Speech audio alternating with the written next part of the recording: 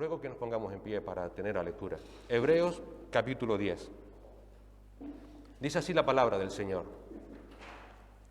Pues ya que la ley solo tiene la sombra de los bienes futuros y no la forma misma de las cosas, nunca puede, por los mismos sacrificios que ellos ofrecen continuamente año tras año, hacer perfectos a los que se acercan. De otra manera, no habrían cesado de ofrecerse, ya que los adoradores, una vez purificados, no tendrían ya más conciencia de pecado. Pero en esos sacrificios hay un recordatorio de pecados año tras año, porque es imposible que la sangre de toros y de machos cabríos quite los pecados. Por lo cual, al entrar Él, Cristo, en el mundo, dice: sacrificio y ofrenda no has querido, pero un cuerpo has preparado para mí. En holocaustos y sacrificios por el pecado no te has complacido. Entonces dije: he aquí, yo he venido, en el rollo del libro está escrito de mí, para hacer, oh Dios, tu voluntad. Habiendo dicho arriba, sacrificios y ofrendas y holocaustos y sacrificios por el pecado no ha querido, ni en ellos te has complacido, los cuales se ofrecen según la ley, entonces dijo, he aquí, yo he venido para hacer tu voluntad. Él quita lo primero para establecer lo segundo. Por esta voluntad hemos sido santificados mediante la ofrenda del cuerpo de Jesucristo una vez para siempre. Y ciertamente todo sacerdote está de pie, día tras día, ministrando y ofreciendo muchas veces los mismos sacrificios que nunca pueden quitar los pecados. Pero Él, Cristo, habiendo ofrecido un solo sacrificio por los pecados para siempre, se sentó a la diestra de Dios, esperando de ahí en adelante hasta que sus enemigos sean puestos por estrados de sus pies. Porque por una ofrenda Él ha hecho perfectos para siempre a los que son santificados. Y también el Espíritu Santo nos da testimonio, porque después de haber dicho: este es el pacto que haré con ellos, después de aquellos días, dice el Señor, pondré mis leyes en su corazón y en su mente las escribiré, añade, y nunca más me acordaré de sus pecados e iniquidades. Ahora bien, donde hay perdón de estas cosas, ya no hay ofrenda por el pecado. Entonces, hermanos, puesto que tenemos confianza para entrar al lugar santísimo por la sangre de Jesús, por un camino nuevo y vivo que Él inauguró para nosotros por medio del velo, es decir, su carne, y puesto que tenemos un gran sacerdote sobre la casa de Dios, acerquémonos con corazón sincero en plena certidumbre de fe, teniendo nuestro corazón purificado de mala conciencia y nuestro cuerpo lavado con agua pura. Mantengamos firme la profesión de nuestra esperanza sin vacilar, porque fiel es el que prometió. Y considerémonos cómo estimularnos unos a otros al amor y a las buenas obras, no dejando de congregarnos como algunos tienen por costumbre, sino exhortándonos unos a otros, y mucho más al ver que el día se acerca. Porque si continuamos pecando deliberadamente después de haber recibido el conocimiento de la verdad, ya no queda sacrificio alguno por los pecados, sino cierta horrenda expectación de juicio y la furia de un fuego que ha de consumir a los adversarios. Cualquiera que viola la ley de Moisés muere sin misericordia por el testimonio de 2 o 3 testigos. ¿Cuánto mayor castigo pensáis que merecerá el que ha hollado bajo sus pies al Hijo de Dios y ha tenido por inmunda la sangre del pacto por la cual fue santificado y ha ultrajado al Espíritu de gracia? Pues conocemos al que dijo: mía es la venganza, yo pagaré, y otra vez el Señor juzgará a su pueblo. Horrenda cosa es caer en manos del Dios vivo. Pero recordad los días pasados, cuando después de haber sido iluminados soportasteis con una gran lucha de padecimientos, por una parte siendo hechos un espectáculo público en oprobios y aflicciones, y por otra siendo compañeros de los que eran tratados así, porque tuvisteis compasión de los prisioneros y aceptasteis con gozo el despojo de vuestros bienes, sabiendo que tenéis para vosotros mismos una mejor y más duradera posesión.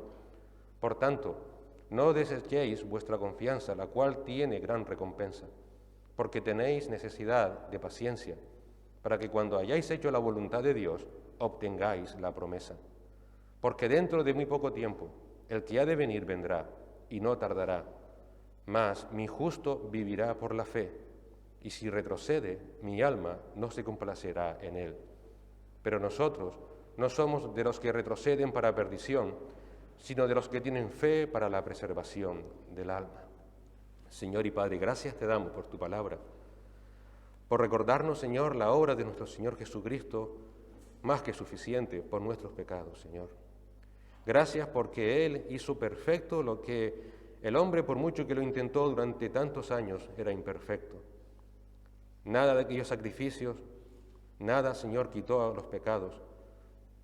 Tú de eso no te agradabas, Señor, pero te agradaste de darle un cuerpo a Cristo Jesús para que mediante ese cuerpo en la cruz perdonara todos los pecados. Ayúdanos, Señor, a confiar solamente en Él, porque Él es más que suficiente para nuestra salvación. Quita de nosotros todo oprobio, toda vanagloria, todo orgullo, todo aquello que creamos que debemos hacer o pensar para poder alcanzar la salvación, y ayúdanos a confiar solamente en Cristo, a descansar en Él, Señor, a perseverar en esa fe que Tú has dado una vez y para siempre a todos los santos. Padre, que Tú nos ayudes en medio de esta sociedad tan difícil en la que nos ha tocado vivir. Te suplicamos, Señor, que Tú nos fortalezcas día tras día, Señor, recordando aquellos días pasados, donde aunque tengamos que soportar gran lucha de padecimientos, aunque tal vez tengamos que hacer de escarnio público, Señor, Tú nos fortalecerás y nos guiarás, Señor. Ayúdanos cada día a no desechar esa confianza que Tú has puesto en nosotros y que tiene gran recompensa, Señor. Ayúdanos cada día a confiar solamente en Cristo Jesús, nuestro Señor y Salvador. En su nombre oramos. Amén. Bueno, ya. Como recuerdan, hace ya unas semanas estuvimos viendo el tema de la apostasía, que es de lo que trata Judas. Y hoy día hablar de apóstatas y de apostasía, la verdad es que no es muy dado. Incluso suena a tiempos antiguos, ¿no es cierto? Suena a la Edad Media, suena a la Inquisición, suena a aquellas personas que adoraban al diablo y que la Inquisición iba persiguiendo. Suena a tiempos pasados donde la ignorancia arrastraba a muchísima gente, a muchos errores, de muchos que decían ser maestros y que no lo eran, o donde muchos decían que eran Cristo y evidentemente eran falsos Cristos. E incluso es un tema que tratarlo no es sencillo. ¿Por qué? Porque puede llegar a herir sensibilidades. ¿Por qué tocar ese tema? Al final todos somos hermanos y aunque pensemos o creamos cosas distintas, tenemos un mismo Dios. A mí una vez me vino una hermana que me dijo que estaba recibiendo en su casa a los testigos de Jehová porque eran sus hermanos en la fe, porque eran testigos de Jehová. Y ciertamente es un tema muy desagradable y realmente es un tema que efectivamente comenzó ya desde tiempos antiguos. El propio Señor Jesucristo, en el Sermón del Monte, advirtió de la venida de lobos vestidos de ovejas. Los apóstoles en sus cartas, Pablo, Pedro, Juan, Judas, todos ellos hacen no solamente una mención por encima del tema como no queriendo molestar, sino todo lo contrario, advirtiendo de una manera vehemente sobre el mismo. Por eso es un error no tratar este tema, y más en los tiempos en los que estamos viviendo. Cuando se habla de la apostasía de los apóstatas, como vimos hace unas cuantas semanas, eso nos debe hacer encender la luz roja de nuestros pensamientos, porque no está hablando de gente del mundo, está hablando de aquellos que dicen ser creyentes. Y como vimos hace un par de semanas, nos preguntábamos, ¿y quién dice que yo no seré un apóstata? O que yo llegaré a ser un apóstata en el día de mañana. Y vimos cómo evitar caer en la apostasía, viviendo siempre bajo el señorío de Cristo, humillándonos cada día ante su señorío y recordando cada día quiénes somos en Cristo, a través de su compasión, de su misericordia, como vimos en los versículos 1 y 2. Hoy día es un tema que no se trata mucho. Es un tema que, como dije antes, puede herir sensibilidades o incluso pensar que se trata de temas antiguos. Pero si una cosa tenemos clara a través de las Escrituras, y les invito a que busquen 2 de Tesalonicenses capítulo 2, es que mientras más se acerque la segunda venida de Cristo, la apostasía crecerá más y más. No es, por tanto, un tema pasado, no es un tema que ya se haya olvidado. Mientras más se acerca, dice Pablo en 2 de Tesalonicenses 2, la venida de Cristo, la apostasía de la Iglesia crecerá. Y dice Pablo, pero con respecto a la venida de nuestro Señor Jesucristo y a nuestra reunión con Él, os rogamos, hermanos, que no seáis sacudidos fácilmente en vuestro modo de pensar, ni os alarméis ni por espíritu, ni por palabra, ni por carta, como si fuera de nosotros, en el sentido de que el día del Señor ha llegado. Que nadie os engañe en ninguna manera, porque no vendrá sin que primero venga la apostasía y sea revelado el hombre de pecado, el hijo de perdición. Es por tanto evidente de que antes de que venga el Señor la apostasía crecerá. Por tanto, es un tema en el cual la Iglesia debe estar siempre alerta. Por eso Pablo también advierte a Timoteo en 2 de Timoteo, el capítulo 3, lo siguiente: pero debes saber esto, en los últimos días vendrán tiempos difíciles. Últimos días, los últimos tiempos. ¿Por qué serán tiempos difíciles? Sigue diciendo Pablo, porque los hombres serán amadores de sí mismos, avaros, jactanciosos, soberbios, blasfemos, desobedientes a los padres, ingratos, irreverentes, sin amor, implacables, calumniadores, desenfrenados, salvajes, aborrecedores de lo bueno, traidores, impetuosos, envanecidos, amadores de los placeres en vez de amadores de Dios, teniendo apariencia de piedad, pero habiendo negado su poder, a los tales evita. Claro, uno lee esto y dice, claro, así está sucediendo, por ejemplo, lo que está sucediendo en España últimamente, con tanta revolución por liberar a ese muchacho que está en la cárcel. No hace mención a la gente del mundo. Versículo 5 te dice a quién hace mención. Teniendo apariencia de piedad, a aquellos que dicen ser cristianos. Todo ese recorrido de barbaridades que acabamos de leer se refiere a los supuestos cristianos, no a la gente del mundo. Pedro, por eso, de igual manera escribe en 2 de Pedro 3, que es una carta paralela a Judas. 2 de Pedro 3 dice, amados, esta es ya la segunda carta que les escribo, en las cuales como recordatorio despierto en vosotros vuestro sincero entendimiento, para que recordéis las palabras dichas de antemano por los santos profetas y el mandamiento del Señor y Salvador declarado por vuestros apóstoles. Ante todo, sabed esto, que en los últimos días vendrán burladores con sus sarcasmos siguiendo sus propias pasiones. Fíjate, Pedro dice, les escribo por segunda vez para afianzar su fe en lo que ha dicho los profetas, en el mandamiento del Señor y en todo lo que nosotros los apóstoles hemos declarado. Pero antes de empezar, dice el versículo 3, antes de empezar, sepan esto, en los últimos días vendrán burladores con su sarcasmo siguiendo sus propias pasiones. Fíjense el hincapié, la importancia que le daban precisamente a la apostasía. Así que mientras más se acerque la vuelta del Señor, más va a aumentar esa apostasía, mucho más. Por tanto, ni es un tema antiguo, ni tampoco es un tema que no se deba tocar para no herir sensibilidades. ¿Por qué? Porque tu vida te va en ello. Porque ¿quién te dice a ti que tú no serás un apóstata en el día de mañana? ¿Quién te dice a ti que mañana no serás un apóstata? Y apóstata es simplemente rechazar la suficiencia de Cristo, como hemos leído en Hebreos 10.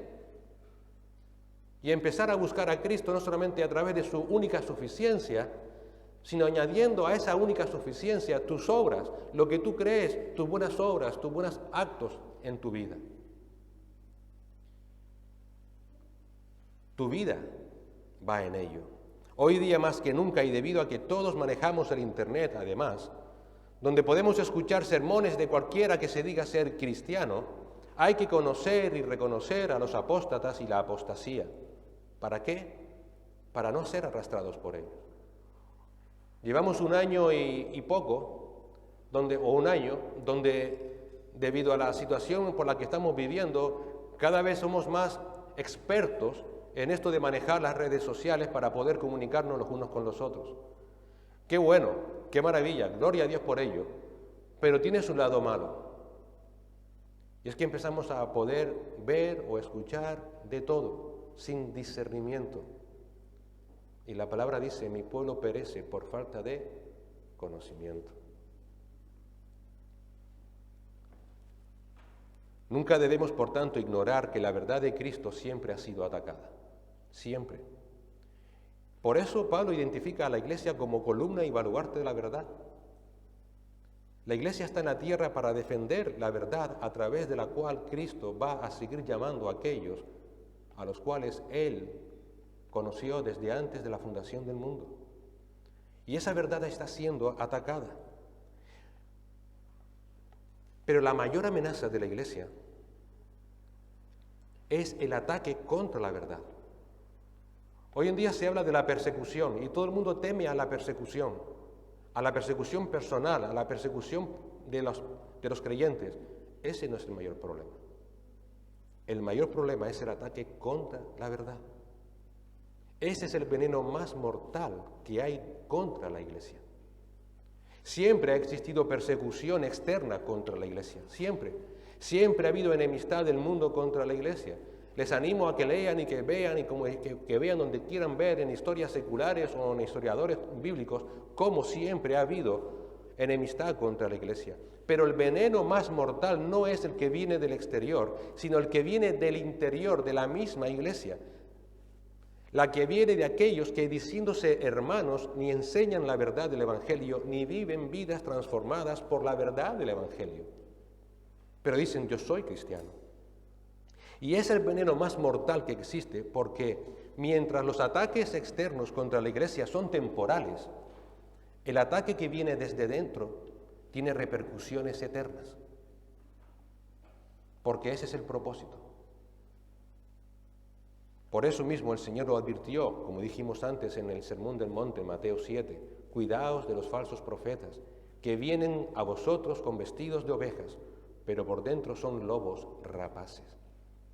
Evidentemente, un verdadero creyente que ha sido salvo por gracia por medio de la fe a través de la proclamación del Evangelio de Cristo, vivirá siempre sujeto al señorío de Cristo, como vimos hace unas semanas, y nunca se llegará a ser un apóstata. Porque el mismo Señor afirmó que Él no iba a perder a ninguno de los que el Padre le había dado. Así que el problema no es tanto de aquellos que seguimos firmes en Cristo, descansando en Cristo y bajo el señorío de Cristo. El problema viene de aquellos que se creen salvos y que no lo son y que acabarán apostatando e intentando arrastrar con Él o con ellos a muchos. Muchos de los cuales incluso tendrán puestos relevantes, puestos influyentes dentro de las iglesias, para arrastrar precisamente a aquellos que se creen salvos y no lo son. Pablo le dijo a los pastores de Éfeso que precisamente estuvieran alerta contra esos ataques. Y en Hechos 20, versículos 29 al 31 leemos, sé que después de mi partida, fíjense la seguridad de Pablo, vendrán lobos feroces entre vosotros que no perdonarán al rebaño. Y que de entre vosotros mismos se levantarán algunos hablando cosas perversas para arrastrar a los discípulos tras ellos. Por tanto, estad alerta, recordando que por 3 años de noche y de día no cesé de amonestar a cada uno con lágrimas. Fíjense, de ustedes mismos se van a levantar falsos maestros. Evidentemente, a la luz de Apocalipsis capítulo 2, esa advertencia de Pablo tuvo poco éxito. Y en Apocalipsis 2, versículos 4 al 5, escasamente 30 años después, el Señor escribe lo siguiente a los pastores de la iglesia de Éfeso.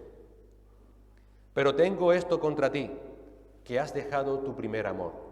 Recuerda, por tanto, de dónde has caído y arrepiéntete, y haz las obras que hiciste al principio. Si no, vendré a ti y quitaré tu candelero de su lugar si no te arrepientes.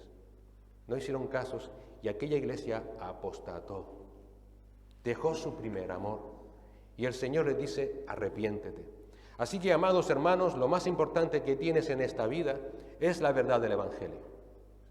Y por tanto, el llamado de la palabra es a contender ardientemente por ella. Ese contender, como dijimos antes, no es solamente hacia el exterior, no es necesariamente hacia las falsas enseñanzas externas. También esto es un llamado al autoexamen. ¿La fe que tienes es una fe verdadera o no? ¿O te encontrarás cuando estés a las puertas del cielo que el Señor te diga, nunca te conocí, apártate de mí, hacedor de maldad?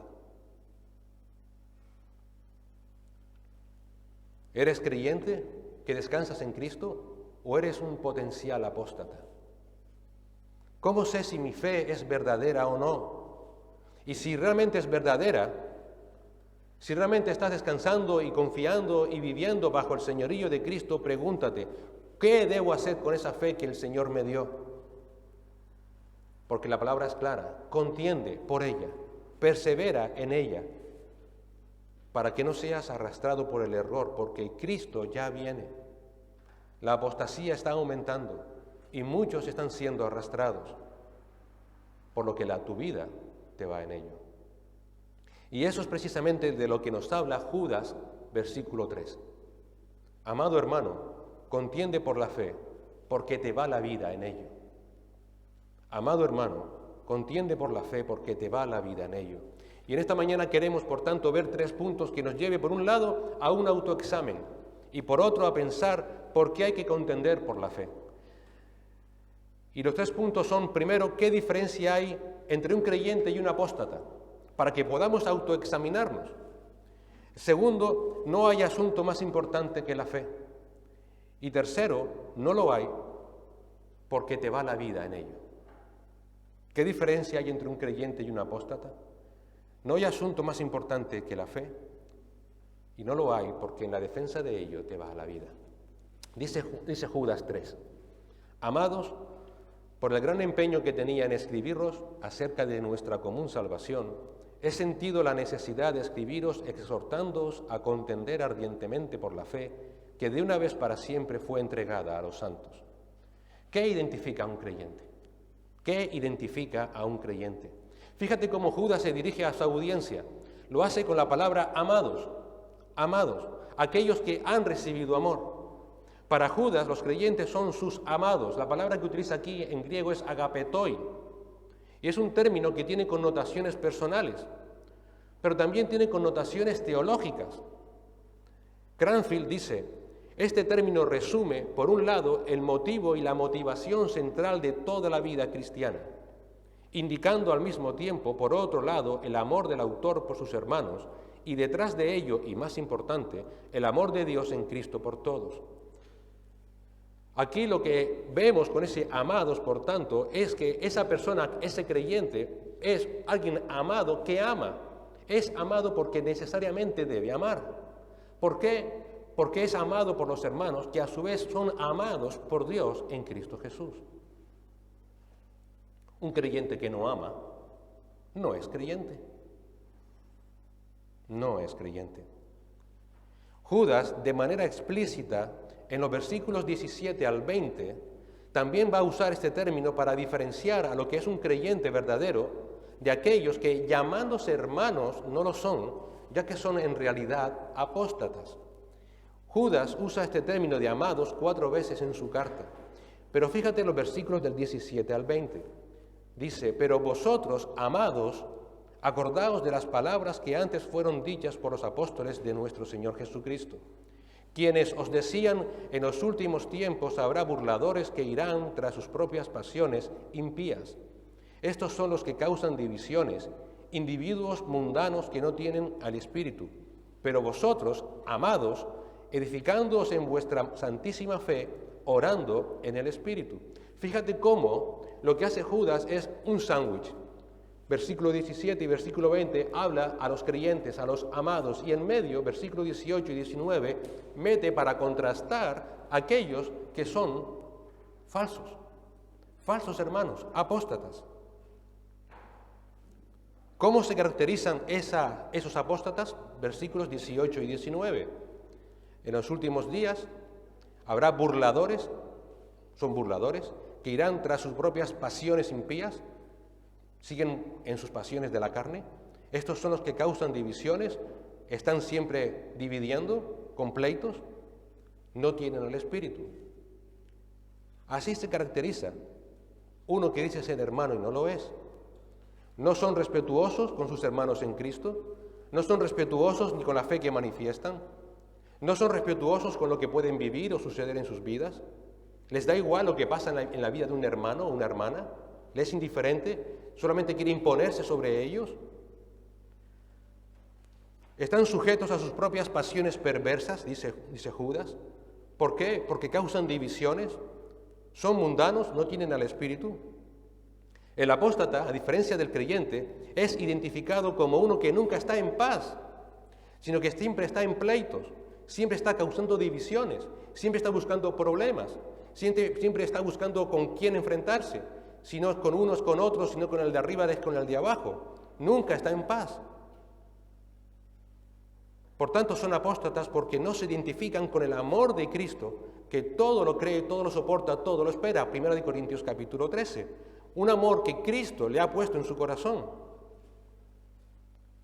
Aman con un amor que es un amor carnal, es un amor interesado y no con el amor verdadero de Cristo. Además muestran esa carnalidad viviendo vidas mundanas en la carne. Eso evidenciaba que no habían nacido de nuevo. Y todo ello a pesar de que se jactaban de decir que eran cristianos, de dar profesión de fe. Aún así, esos apóstatas seguían muertos en sus pecados y la fe y el amor supuesto que manifestaban era un amor y una fe intelectual, carnal, no fruto del Espíritu, porque no tienen al Espíritu. Dice Judas, no tienen al Espíritu.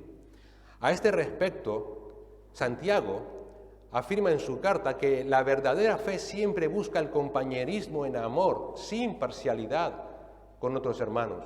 Y en Santiago 2:1 dice, hermanos míos, no tengáis vuestra fe en nuestro glorioso Señor Jesucristo con una actitud de favoritismo. No tengáis vuestra fe. Fíjate cómo une la fe en Cristo con la falta de amor, porque siguen el favoritismo de sus corazones. Y en ese compañerismo se muestra la fe mediante obras de amor los unos por los otros. Fíjate Santiago 2:14. ¿De qué sirve, hermanos míos, si alguno dice que tiene fe pero no tiene obras? ¿Acaso puede esa fe salvarle? Así que lo que identifica a un verdadero creyente, lo que le identifica en contraste con aquel que dice ser creyente y no lo es, sino que es realmente un apóstata en potencia, es que vive su vida sabiamente en amor y en fe con Cristo y los unos con los otros.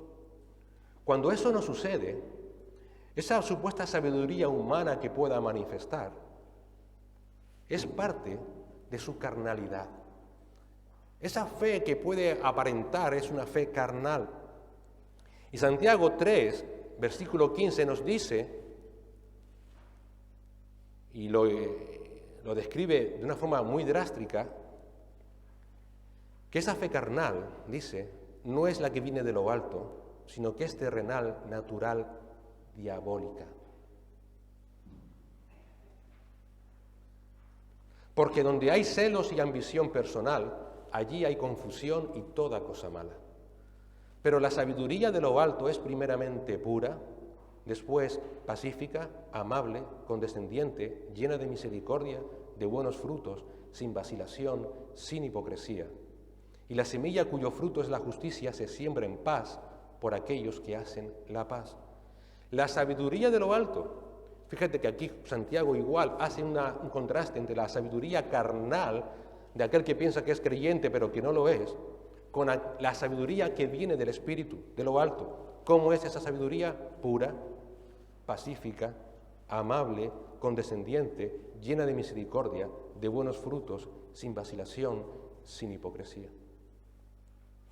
Pero además Judas nos dice que el apóstata lo es porque no tiene al Espíritu. Versículo 19. Estos son los que causan divisiones, individuos mundanos que no tienen el Espíritu. En la palabra del Señor, no tener el Espíritu es sinónimo de ser condenado, de no ser salvos. Nunca se olviden de eso. Cada vez que leas eso, está hablando de gente que no es salva. ¿Por qué? Porque el que obra la salvación en el creyente es el Espíritu Santo. Spurgeon dijo que el Padre fue el que organizó la salvación, Cristo fue el que lo llevó a cabo y el Espíritu Santo es quien lo aplica en la vida del creyente. Fíjate, si el Espíritu Santo no lo aplica, da igual lo que hiciera el Padre, da igual lo que hiciera el Hijo. El Señor Jesús le dijo a Nicodemo que le era necesario nacer de nuevo en Juan 3, ¿recuerdan? Y dice el versículo 6, lo que es nacido de la carne, carne es, y lo que es nacido del Espíritu, Espíritu es. No te asombres que te haya dicho, es necesario nacer de nuevo.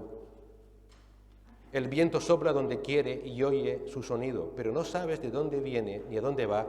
Así es todo aquel que es nacido del Espíritu. Todo aquel que no es nacido del Espíritu no es salvo. ¿Cómo se manifiesta? A través del fruto del Espíritu que leemos en Gálatas. La salvación es una obra soberana del Espíritu Santo. Y todo aquel que no ha nacido mediante esa obra del Espíritu Santo no es salvo.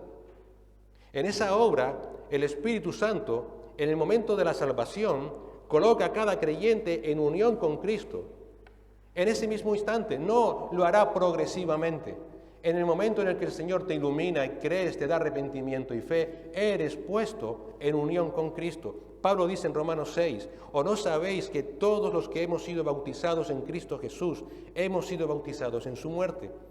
Por tanto, hemos sido sepultados con Él por medio del bautismo para muerte, a fin de que como Cristo resucitó de entre los muertos por la gloria del Padre, así también nosotros andemos en novedad de vida. ¿Por qué? Porque si hemos sido unidos a Él en la semejanza de su muerte, ciertamente lo seremos también en la semejanza de su resurrección. Pero no solamente el creyente que ha nacido de nuevo, en ese instante es unido a Cristo. Pablo dice en 1 Corintios 12:13, pues por un mismo espíritu fuimos todos bautizados en un solo cuerpo, judíos o griegos, esclavos o libres, y a todos se nos dio a beber del mismo espíritu. Justamente en ese mismo instante de tu salvación, no solamente eres unido a Cristo, sino que eres unido al cuerpo de Cristo, que es su iglesia. Por eso es incomprensible, no hay lugar a que hayan supuestos hermanos que estén en conflicto continuo con otros hermanos. Esa persona no es creyente, porque has sido unido a Cristo y eres unido al cuerpo de Cristo. Eres uno con Cristo y uno con tus hermanos. Lo que identifica a un falso, a un apóstata, es que dice ser creyente, pero está continuamente en pleitos, porque no tienen al Espíritu. Sí, manifiestan una fe carnal, intelectual, diabólica, porque si no ha nacido del Espíritu, sigue muerto en sus delitos y pecados. Uno de los mayores ataques precisamente que ha sufrido esta doctrina de la salvación es el cómo se ha desvirtuado esta posición precisamente del creyente. Y así creer que todo aquel que diga ser salvo, creer que todo aquel que se llame cristiano, lo es, porque lo dice. Pero no vamos a la palabra y escuchamos lo que nos dice el Señor, por sus frutos los conocerán. Así que cogemos y aglutinamos a todos. Todos son salvos. Todos dicen, lo dijo, pues ya es. Pero no hay evidencias de haber nacido de nuevo. No hay evidencias de estar en Cristo, no hay evidencias de una vida en santidad, no hay evidencias de una vida en amor. El Señor Jesús, en el aposento alto, en Juan 13, dijo: en esto conocerán todos que sois mis discípulos, si os tenéis amor los unos por los otros. En ese todos es una palabra en griego que es absoluto, es decir, abarca de tal manera todas las cosas que no hay nada que quede fuera. Implica, por tanto, cuando el Señor dice eso, toda persona. No solamente la gente que nos rodea verán que somos cristianos porque nos amamos, sino que también nosotros, que somos personas, también nosotros, los creyentes, conoceré si soy discípulo de Cristo. ¿Tú te has preguntado alguna vez, soy discípulo de Cristo? ¿Amas a tu hermano? Entonces lo eres. ¿No amas? ¿Estás en pleitos? No lo eres. El Señor Jesús dijo: en esto todos, incluidos ustedes, conocerán que son mis discípulos, si se tienen amor los unos por los otros. ¿Recuerda el contexto de esta frase? Es el contexto, como dijimos antes, del aposento alto. Es el contexto donde ellos están allí y donde el Señor Jesús les ejemplifica su amor sirviéndoles, lavándoles los pies para que ellos le imiten. ¿A quién le lavó el Señor Jesús los pies? Exclusivamente a sus discípulos cercanos, aquellos a los cuales Él había apartado, llamado y apartado para sí. A hombres que estaban junto a Él, su círculo íntimo, aquellos, de hecho, que habían sido santificados por Cristo, apartados para Él. A ellos el Señor Jesús les dijo que los amó y los amó hasta el fin. Vemos, por tanto, como en ese apartarse, en esa santificación que Cristo hizo por aquellos discípulos, les demostró amor hasta el fin. Y esto no es casual, porque vemos como el amor espiritual se manifiesta en una vida en santidad. Una vida en santidad. ¿Cómo sé que mi amor no es un amor carnal, sino que es un amor santo? ¿Cómo vives? ¿En qué piensas? ¿Cómo actúas? Si sigues viviendo en las pasiones de tu carne, de tus ojos, da igual el amor que muestres. Ese es un amor carnal. El hombre cayó en pecado, pero el hombre no se quedó completamente destruido. Es totalmente depravado para buscar a Dios, para acercarse a Dios, pero sigue manifestando ciertos atributos comunicables de Dios, entre ellos el amor. Pero eso no quiere decir que ese amor sea un amor salvífico. Mucha gente que no es conversa, mucha gente que sigue en otras religiones, aman. Pero eso no quiere decir que sean salvos. Igual pasa con muchos que dicen ser creyentes y no lo son. Manifiestan un amor carnal, pero no el fruto del Espíritu. Sproul lo planteó así: parte de las buenas nuevas del Evangelio es que si estamos en Cristo, somos considerados santos. No tenemos que hacernos santos y de hecho no podemos hacernos santos. Más bien, como hemos sido apartados para Dios en Cristo, debemos vivir esa realidad, como pasó con aquellos discípulos.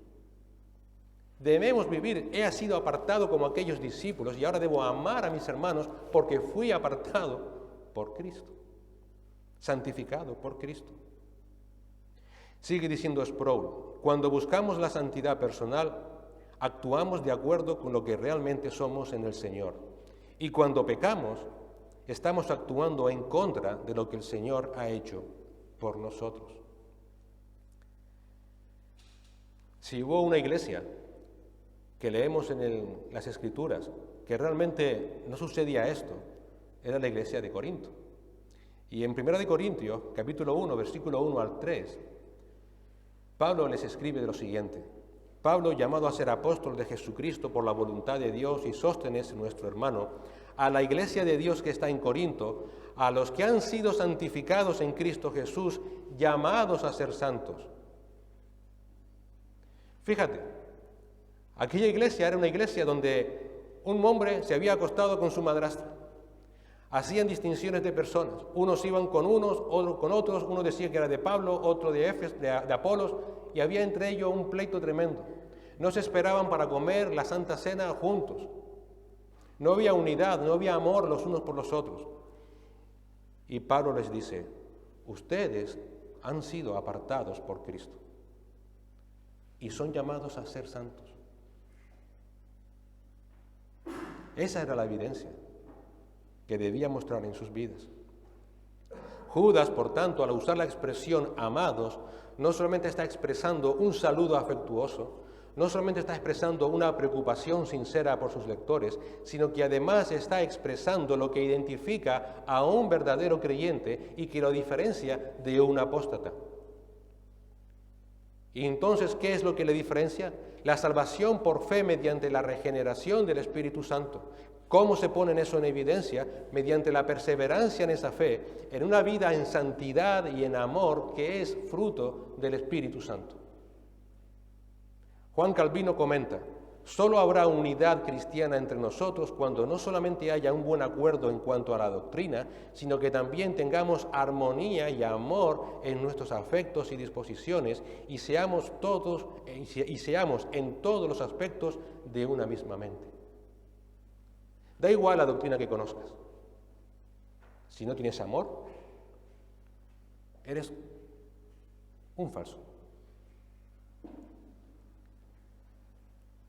La palabra dice condena, pero el Espíritu vivifica. ¿Qué quiere decir eso? Que todo aquel que no vive en el Espíritu va a ser un legalista y la ley tiene un propósito, condenar. Pero el Espíritu te da un fruto: amor, paciencia, gozo, templanza, benignidad. Y eso es lo que realmente edifica, junto con la doctrina. Calvino expresó que entre creyentes la sana doctrina es necesaria para la verdadera unidad, pero que esa sana doctrina por sí sola es insuficiente. Debe adornarse amando a aquellos con los que estamos de acuerdo y no tratarles de manera indiferente. Tenemos que amarle como Cristo nos amó, de una manera sacrificial. Eso es lo que nos hace diferente al creyente de los apóstatas.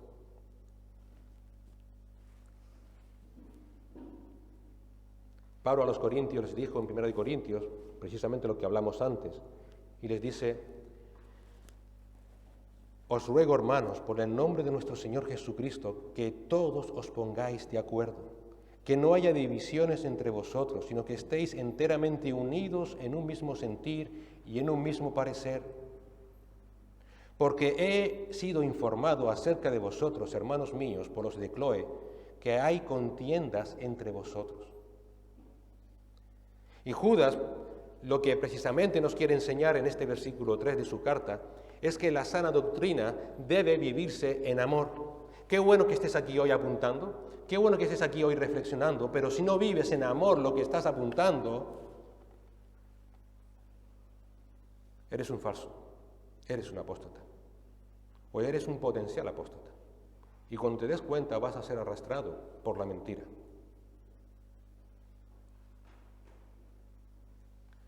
¿Cuál es el contraste, por tanto, que Judas nos quiere presentar aquí con los apóstatas? Que los apóstatas ni aman ni siguen la sana doctrina de la fe. Judas rebosaba de amor por aquellos creyentes amados y lo hizo advirtiéndoles contra los que habían sido infiltrados en la iglesia y procuraban destruirla. ¿Cómo manifestaban su apostasía? No mostrando nada acerca ni de la santidad, ni de la misericordia, ni de la paz, ni del amor divinos. Pervertían la palabra de Dios no solamente de palabras, sino también con sus vidas. Decían una cosa y luego hacían otra. A esos hermanos amados, a los cuales Judas está advirtiendo, les escribe y les dice: cuidado con esos que dicen ser hermanos y no lo son. Y para estar alerta contra esta apostasía, nos da 2 puntos siguientes. Como dijimos antes, no hay asunto más importante que la fe, y no lo hay porque en la defensa de ella te va la vida. A veces pensamos, bueno, Miguel, tampoco así. Estamos aprendiendo, estamos creciendo. Como dijimos antes, eso no es así. Esa es una de las perversiones de la doctrina de la salvación. En el momento que el Señor te salva, te cambia. Ciertamente después, en el camino de tu vida, caerás, pecarás, porque el que diga que no es pecador hace a Dios mentiroso. Y cuando suceda, pues podrás acudir al trono de la gracia donde Cristo intercede por ti y recibirás perdón. Pero desgraciadamente muchas veces escuchamos, no, cuando el Señor te salva, sigues siendo un pecador empedernido. Poco a poco el Señor te irá cambiando. Mentira. Cuando el Señor te salva, te une a Cristo, eres templo del Espíritu Santo, ¿cómo crees tú que puedes seguir siendo un pecador empedernido si Él te compró de la paga, de la esclavitud del pecado? Él te ha liberado. Y te ha liberado con el mismo poder que resucitó a Cristo, su Espíritu Santo.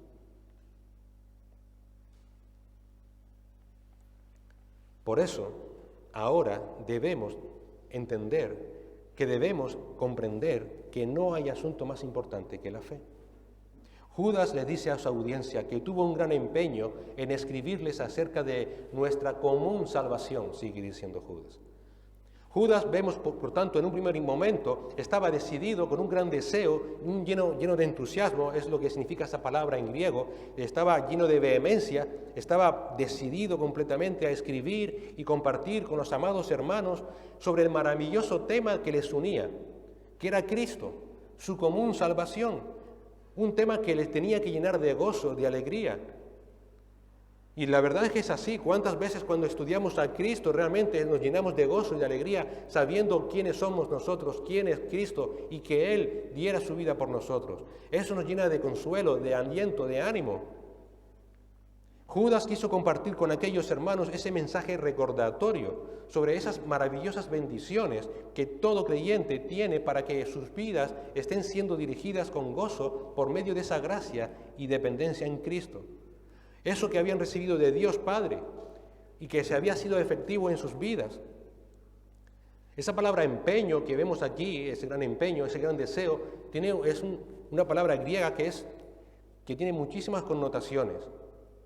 La idea es que Judas tenía ese gran deseo, compartir con mis hermanos el recordatorio de lo que hizo Cristo. Qué maravilloso, ¿verdad?, ese tema. Qué maravilla que Judas pudiera o tuviese ese deseo de compartir con aquellos hermanos ese evangelio de acerca de Cristo para seguir edificando sus vidas. Pero aunque no hay más evidencias que nos diga qué temas concretos sobre ese evangelio, sobre esa común salvación Judas quería compartir, lo que sí es evidente es que de repente ese deseo irrefrenable que tenía Judas fue cambiado de manera súbita por una necesidad, o por un tema que aún era muchísimo más urgente y capital: defender la fe de esa común salvación en Cristo. Aunque tenía ese deseo de escribirles sobre esa común salvación, sobre el Evangelio de Cristo, el Espíritu Santo lo movió a escribir por necesidad. Lo que nos muestra que la fe, contender por la fe, es una necesidad. No es una característica de una iglesia concreta, de si son ortodoxos, reformados, es una necesidad de todo creyente. ¿Por qué? ¿Por qué el Señor lo movió a escribir sobre la fe? Tercer punto, porque en ella te va la vida. Porque en ella te va la vida, porque el que no persevere hasta el fin, y ese perseverar es en la fe, no será salvo, acabará apostatando del Señor. ¿Por qué? Porque en ella nos va la vida. He sentido la necesidad, sigue diciendo Judas, de escribirles exhortándoles a contender ardientemente por la fe. Indiscutiblemente el tema de la salvación era y es muy importante para el conocimiento de las iglesias. Pero Judas pasó de ese gran deseo a una necesidad vital. ¿Qué le hizo cambiar de opinión? Versículo 4. Pues algunos hombres se han infiltrado encubiertamente, los cuales desde mucho antes estaban marcados para esta condenación, impíos que convierten la gracia de nuestro Dios en libertinaje y niegan a nuestro único soberano y Señor, Jesucristo. ¿Qué le hizo cambiar de opinión a Judas? La presencia de falsos creyentes y de falsas enseñanzas dentro de la iglesia y que estaban atacando precisamente esa común salvación, atacando la fe. Y claro, uno dice, Miguel, pero si antes comentaste de que si uno realmente es creyente no va a perder la salvación. Claro que es así. Pero ¿cuál es el problema de aquella falsa enseñanza que se estaba infiltrando dentro de las iglesias? Precisamente dos. Uno, que aquellos que querían ser salvos nunca iban a conocer la verdad y acabarían apostatando junto con aquellos apóstatas. Y dos, las generaciones futuras de la iglesia no iban a poder compartir la común salvación, porque iban a recibir una enseñanza falsa y por tanto nunca iban a ser salvos. Estas advertencias estaban más que justificadas. Mira, como dijimos hace un par de semanas, Judas antecede a Apocalipsis también en el tiempo. 20 años después, no más, leemos las cartas del Señor a los pastores de las iglesias en Apocalipsis, en el capítulo 2. Y te invito a que lo tengas delante. Y cuando Juan escribe a Apocalipsis, solo dos de las 7 iglesias a las que escribió, Esmirna y Filadelfia, permanecían totalmente fieles. El resto se habían vuelto corruptas. Como dijimos antes, tenemos a Éfeso, Apocalipsis 2:4. Tengo contra ti que has dejado tu primer amor. Tenemos a Pérgamo, Apocalipsis 2:14 y 15. Pero tengo unas pocas cosas contra ti, porque tienes ahí a los que mantienen la doctrina de Balaam, que enseñaba a Balac a poner tropiezo ante los hijos de Israel, a comer cosas sacrificadas a los ídolos y a cometer actos de inmoralidad. Así tú también tienes algunos de la misma manera, mantienen la doctrina de los nicolaitas. Advirtió a los pastores de la iglesia de Tiátira, Apocalipsis 2:20. Pero tengo esto contra ti, que toleras a esa mujer Jezabel, que se dice ser profetisa y enseña y seduce a mis siervos para que cometan actos inmorales y coman cosas sacrificadas a los ídolos. A la iglesia de Sardis, Apocalipsis 3:3, acuérdate pues de lo que has recibido y oído, guárdalo y arrepiéntete. Por tanto, si no velas, vendré como ladrón y no sabrás a qué hora vendré sobre ti. A la Odisea, yo conozco tus obras, que ni eres frío ni caliente, ojalá fueras frío o caliente. Así, puesto que eres tibio y no frío ni caliente, te vomitaré de mi boca, porque dices, yo soy rico, me he enriquecido y de nada tengo necesidad, y no sabes que eres un miserable y digno de lástima y pobre, ciego y desnudo. Te aconsejo que de mí compres oro refinado por fuego, para que te hagas rico, y vestiduras blancas para que te vistas y no se manifieste la vergüenza de tu desnudez, y colirio para ungir tus ojos, para que puedas ver. Palabras muy gruesas, muy duras, contra aquellos que habían apostatado. Las generaciones futuras, debido a que los líderes de aquellas iglesias no fueron capaces de seguir estas instrucciones de los apóstoles y que dejaron que la falsa enseñanza entrara en las iglesias, aquellas iglesias se habían pervertido. Las futuras generaciones creían cosas falsas y no eran salvos. Y no eran salvos. Sé que tal vez puedas decir, tampoco así. Los desacuerdos acerca de la doctrina, eso no va a impedir que nadie sea salvo. Después de todo, la lógica dice que nadie tiene la teología perfecta. Y es cierto. Y que solamente somos salvos por la fe en Cristo. Y es cierto. Y no por creer en una doctrina en concreto voy a ser salvo o no. Y es cierto.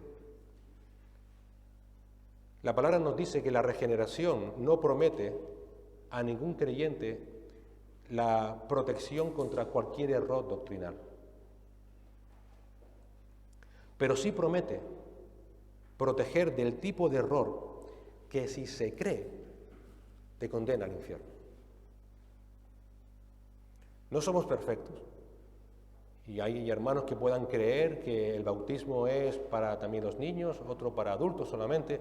Eso no va a salvar a nadie, ni va a condenar a nadie. Pero la doctrina, la palabra de Dios, sí te protege contra el error que si lo crees, sí te va a condenar al infierno. Y existe ese error teológico. Y existe. Y se da en muchas iglesias, aunque pensemos lo contrario. Y sabemos que existe porque el propio apóstol Pablo escribió en Gálatas 1, del 6 al 9. Sé que las mujeres han estado estudiando este pasaje, o esta carta. Y Pablo en Gálatas nos muestra cómo ese error teológico sí existe y es una delgada línea. Y en Gálatas 1, del 6 al 9 leemos: me maravillo de que tan pronto hayáis abandonado al que os llamó por la gracia de Cristo para seguir un evangelio diferente. Está hablando de Dios Padre, que en realidad no es otro evangelio, solo que hay algunos que os perturban y quieren pervertir el evangelio de Cristo. Pero si aún nosotros o un ángel del cielo os anunciara otro evangelio contrario al que os hemos anunciado, sea maldito. Como hemos dicho antes, también repito ahora, si alguno os anuncia un evangelio contrario al que recibisteis, sea maldito. Pablo escribió a aquellos gálatas acerca del error de los judaizantes. ¿Quién eran los judaizantes? Eran supuestos creyentes que aún creían o afirmaban que se debían obedecer ciertas normas de la ley del pueblo judaico como evidencia de su salvación y como mérito para poder ser salvo.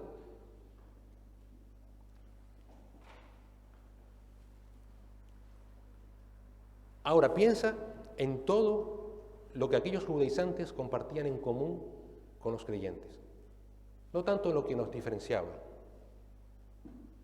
Ellos creían en un solo Dios.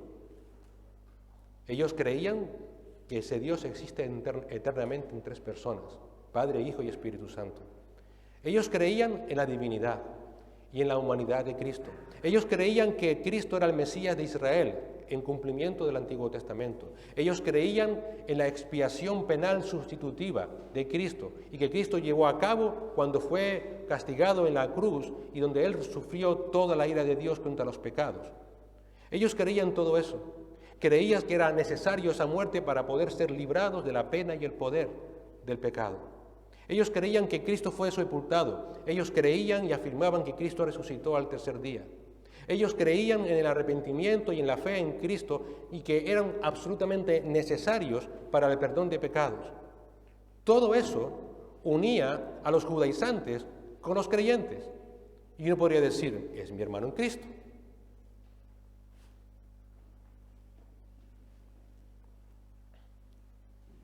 La diferencia era que ellos decían que también las buenas obras eran necesarias para la salvación. ¿Eran salvos por sola fe o por la fe en Cristo y su práctica religiosa? Ellos decían que debían de circuncidarse los hombres. Ellos decían que debían de vivir de una manera legalista. Pablo no emplea en ninguna de sus cartas un lenguaje tan severo como aquí en Gálatas. Y fíjense en todo lo que unía a los judaizantes con los creyentes. Y que uno puede decir: es mi hermano en Cristo. Jamás Pablo escribió un lenguaje tan severo en ninguna de sus cartas, ni a la iglesia de Corinto. Pablo dice: ese evangelio que le están diciendo es un evangelio distinto. No es un evangelio en absoluto. Versículo 6. Aquellos que lo creen, aquellos que lo promueven son malditos. Deben estar condenados al infierno. Versículos 8 y 9. Esas personas están separadas de Cristo, ya no son uno con Cristo. Gálatas 5:4. Y separados de Cristo tendrán su juicio eterno. En el capítulo 5, versículo 12 de Gálatas dice, esas personas deberían castrarse a sí mismas. Son palabras fuertes, ¿verdad? Esas palabras fuertes vienen por ese desacuerdo doctrinal, aparentemente en algo tan simple, y que aquellos gálatas habían permitido que estuvieran dentro de sus iglesias. Esto enseña que hay ciertas cosas que si se creen, te condenan. Te condenan.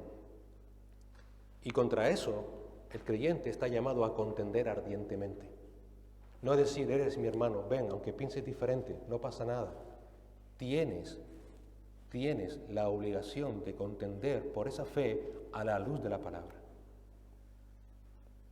Esa actitud de Pablo, ese celo de Pablo, no debe ser exclusivo de aquel apóstol. Debe ser el deseo y la resolución de todo creyente. Pablo le dice a los romanos en el capítulo 16, 17, os ruego, hermanos, que vigiléis a los que causan disensiones y tropiezos contra las enseñanzas que vosotros aprendisteis y que os apartéis de ellos. Segunda de Tesalonicenses 3:6, ahora bien, hermanos, os mandamos en el nombre de nuestro Señor Jesucristo que os apartéis de todo hermano que ande desordenadamente y no según la doctrina que recibisteis de nosotros. Recuerden, no solamente de boca, en su vida, si alguien dice ser creyente y vive una vida desordenada, apártate de él. Juan nos dice, si alguno viene a vosotros y no trae esta enseñanza, no le recibáis en casa, ni le saludéis. Segundo de Juan 10. Por esa causa, el llamado de Judas es, hermano amado, contiende ardientemente por esa fe. Claro, entonces surge la pregunta, ¿y de qué fe está hablando Judas aquí? Porque estoy inquieto, quiero saber si estoy realmente defendiendo la fe. ¿De qué fe está hablando aquí Judas? Judas aquí no está hablando de la fe, don de Dios, a través de la cual creemos, sino que está hablando del fundamento en el que descansa esa fe. Es decir, el fundamento dado por Dios, Espíritu Santo, a los apóstoles y profetas, y que es su palabra. Hechos 2:42, ese texto tan conocido donde leemos que se dedicaban continuamente a las enseñanzas de los apóstoles, a la comunión, al partimiento del pan y la oración, la vida de aquellos primeros discípulos, de aquellos primeros creyentes. Se dedicaban continuamente a las enseñanzas, a la base de su fe, al fundamento de su fe. Esa fe que ha sido dada una vez y por siempre a todos los santos. Ese es el cuerpo de la verdad que enseñaron los apóstoles.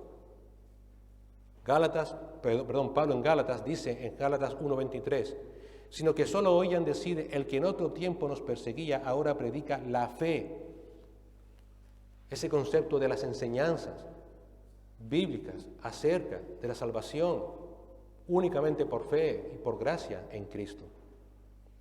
Judas se refiere a las cosas que habían creído, significa a la suma de todo lo que un creyente cree y que vive en consecuencia a todo lo que cree. Otro comentarista, Robertson, agrega un énfasis necesario. Insiste en el aspecto objetivo de la fe. Porque la fe en sí misma es algo subjetivo. Yo tengo fe. Ok, bien. ¿Y cómo sabemos que es cierto? Tiene que haber un aspecto objetivo. Y Robertson dice, la vida moral es expresión de la misma fe. La religión cristiana como un todo es dada a los cristianos para ser defendida no solo por la sana doctrina, sino por la vida que ellos viven. Tenemos el aspecto, por tanto, subjetivo de la fe, yo creo, pero ese aspecto subjetivo es confirmado por el aspecto objetivo, una vida en santidad. Para Judas se le hizo, por tanto, urgentemente necesario escribirles inmediatamente para pedir de manera ferviente, para exhortarles a que tomaran una decisión firme, una posición firme contra aquellos que estaban enseñando falsas enseñanzas, contra aquellos que diciendo ser creyentes no lo eran, viviendo vidas desordenadas y que, como veremos más adelante, si Dios quiere y podemos llegar, veremos más adelante que dice el Señor, a los tales intenten, aquellos que viven creyendo que son salvos y no lo son, y que con sus vidas no lo muestran, arrebátenlo como si fueran por fuego, dice Judas. Por eso Judas se le hizo urgente escribirles, para que tomaran esa posición firme, decidida, porque en ellos les iba la vida. Esa palabra, contender ardientemente, o esa frase, es una sola palabra en griego. Esa palabra, epagonesistai, en teología se llama un apax legomenon, es decir, es una palabra que aparece solamente una vez en todas las Escrituras. Y es usada aquí, es un término fuerte, es un término muy fuerte, de donde viene nuestra palabra agonizar.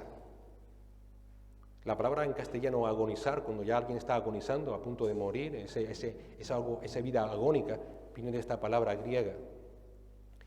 Es un llamado a las armas, cuando ya tu vida está en serio peligro. Estás agonizando, pues lucha, batalla contra ese enemigo.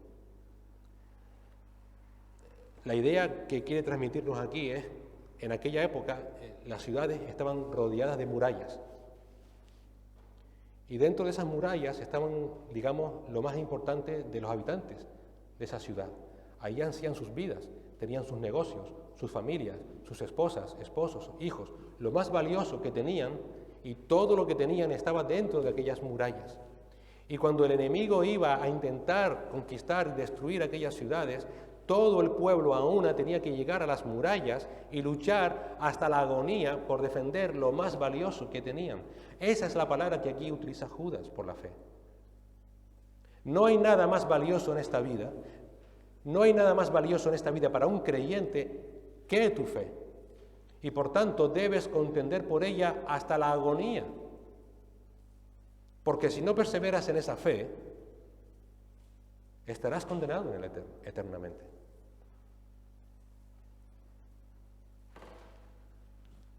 El doctor Momberg dice, la palabra tiene el sentido de luchar de pie hasta la agonía, sobre algo que es asaltado y que el adversario quiere quitar. A veces nos olvidamos que el creyente no tiene lucha ni contra carne ni contra sangre, sino contra reinos y potestades de las tinieblas.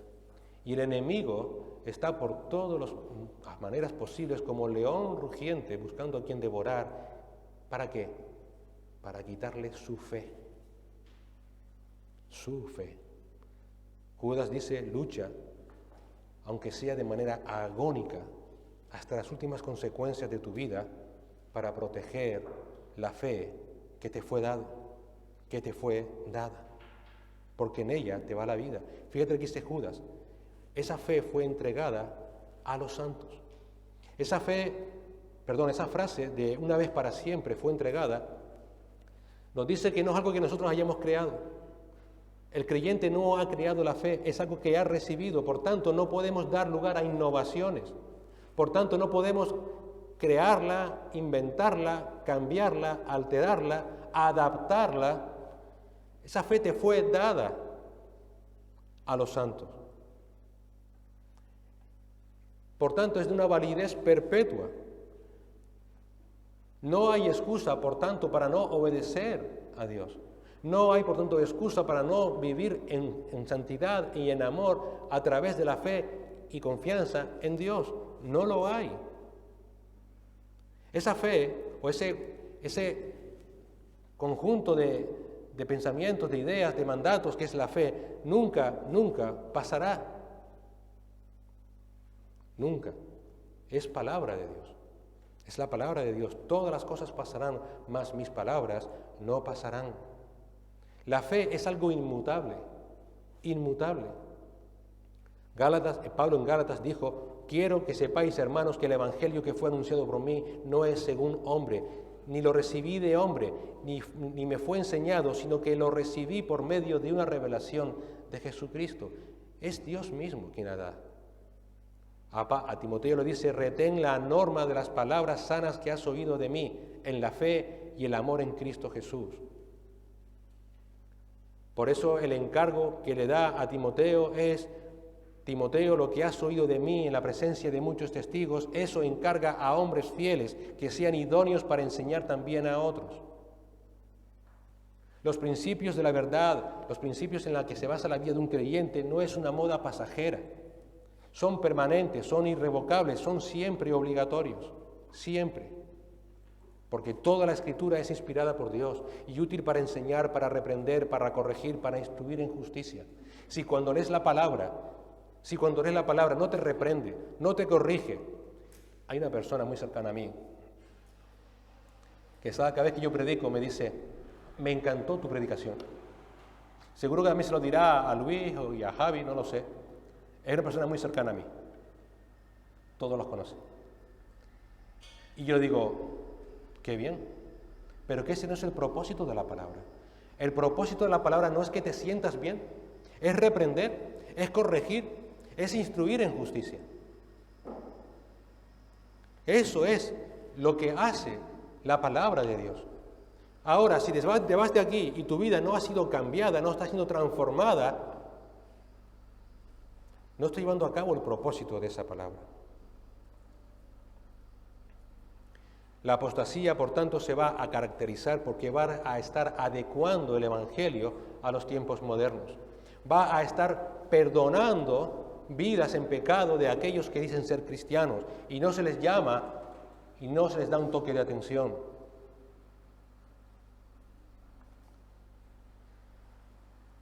Esa verdad, dice Judas, fue entregada. Todo creyente ha recibido de parte de Dios esa fe. ¿Cuántas veces no hemos escuchado lo de la mayordomía del creyente? Tenemos que, como mayordomos de Dios, saber tener nuestro tiempo en obediencia a Dios, tenemos que vivir vidas que sirvan a Dios, nuestros recursos, el sueldo, el dinero, nuestras posesiones materiales, tenemos que ser buenos mayordomos de todo eso. Incluso se dice que tenemos que ser buenos mayordomos del tiempo que nos da el Señor. Pero ¿cuántas veces has escuchado tú de que tienes también la responsabilidad como mayordomo de la fe? Somos mayordomos, tenemos que cuidar la fe, porque te ha sido entregada, te ha sido encomendada. Si tú no guardas con temor la fe que Dios te dio, la palabra que el Señor te ha puesto, estás siendo un mayordomo negligente. Un mayordomo negligente. Hermano, hermana, eres responsable delante de Dios de cuidar esa verdad. A ti se te ha sido encomendada. El creyente en su mayordomía tiene el deber de cuidar la sana doctrina de la palabra y protegerla de aquellos que quieren cambiarla. No hay lugar a concesiones, no hay lugar a un supuesto amor, paciencia, consideración.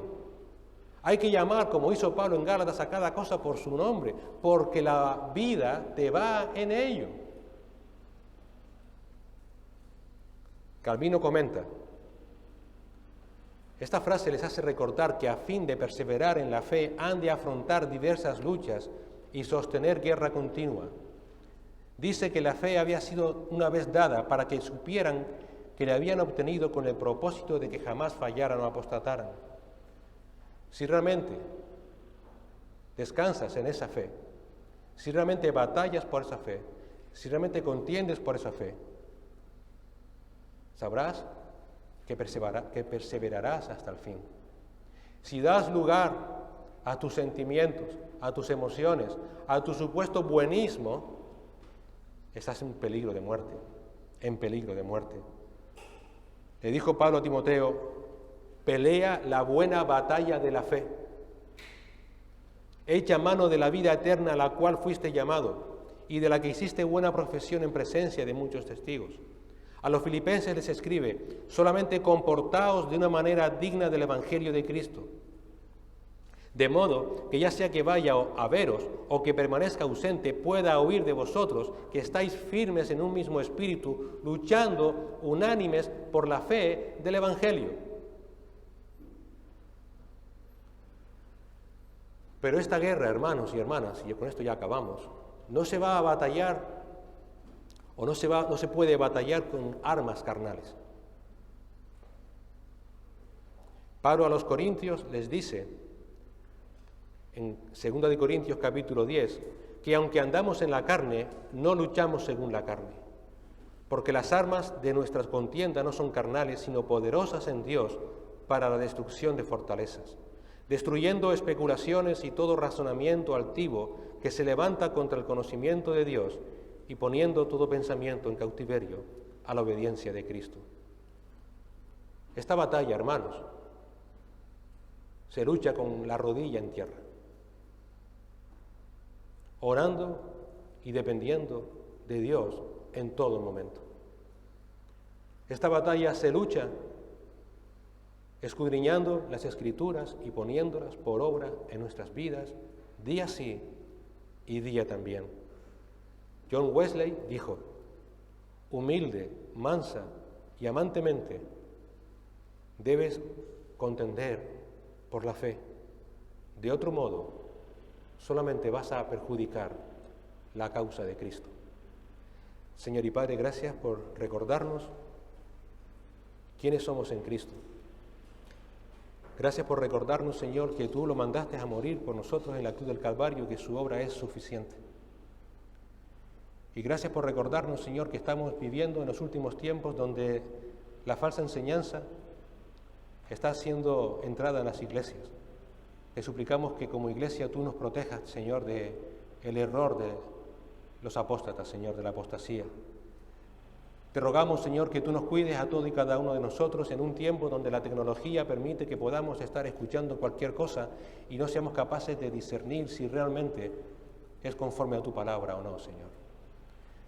Pero también te suplicamos por aquellos que creyendo ser salvos realmente son apóstatas, Señor, o están siendo arrastrados a la apostasía, que no evidencian en sus vidas ese nuevo nacimiento en Cristo, que no se ven en sus vidas, Señor, ese amor, esa compasión, esa paciencia los unos con los otros. Ayúdanos, Señor, a ser todos de un mismo sentir. Ayúdanos cada día a morir a nosotros para que Cristo pueda reinar en nuestras vidas. Ayúdanos cada día, Señor, a no estimarnos como algo, Señor, en esta vida, sino todo lo contrario. Que demos siempre lugar a Cristo, que exaltemos su nombre, humillándonos delante de ti cada día de nuestras vidas, porque el que se humilla será exaltado. Ayúdanos, Señor. Te suplicamos por todos aquellos que nos visitan, que aún, Señor, no han doblado sus rodillas delante de ti. Te suplicamos, Señor, que nos ayudes a examinarnos también cada uno de nosotros, Padre, para ver si estamos realmente en la fe. Para que cuando llegue el día de la prueba, el día de la angustia, Señor, nunca nos apartemos de ti. Te lo suplicamos y te damos la gracia en Cristo Jesús.